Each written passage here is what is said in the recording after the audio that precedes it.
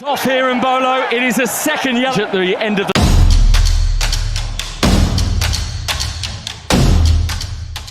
অভিনয় করে ফাউল আদায় করতে গিয়ে মুহূর্তেই বদলে গেল সবকিছু। ফুটবল বিশ্ব সাক্ষী হলো এক চরম লজ্জাজনক রেকর্ডের। রেফারিকে ফাঁকি দিতে গিয়ে নিজেই পড়লেন মহাবিপদে। VAR বা ভার রিভিউয়ের পর এমন এক নাটকীয় সিদ্ধান্ত এলো যা দেখে কান্নায় ভেঙে পড়লেন সুইজারল্যান্ডের তারকা ফুটবলার ব্রিল এম্বোলো। শেষ পর্যন্ত কাঁদতে কাঁদতেই মাঠ ছাড়তে হলো তাকে।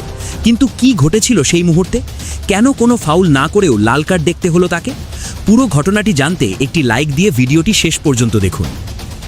কোয়ার্টার ফাইনালে সুইজারল্যান্ডের মুখোমুখি হয়েছিল আর্জেন্টিনা।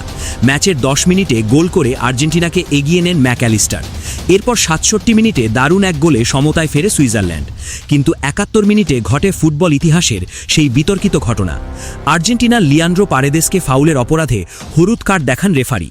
কিন্তু তখনই VAR থেকে আসে রিভিউয়ের নির্দেশ। ভিডিও ফুটেজে দেখা যায় পারেদেস কোনো ফাউলই করেননি, বরং ফাউল আদায় করতে ব্রিল এম্বোলো নিজেই ডাইভ বা অভিনয়ের আশ্রয় নিয়েছিলেন। মুহূর্তেই বদলে যায় দৃশ্যপট। পারেদেসের হলুদ কার্ড বাতিল করে রেফারি উল্টো এম্বোলোকেই দ্বিতীয় হলুদ কার্ড অর্থাৎ লাল কার্ড দেখিয়ে মাঠ থেকে বের করে দেন। এই নাটকীয় সিদ্ধান্তেই 10 জনের দলে পরিণত হওয়া সুইজারল্যান্ডের ম্যাচের মোড় ঘুরে যায়। আর মাঠ জুড়ে শুধুই তখন এম্বোলোর কান্নার রোল।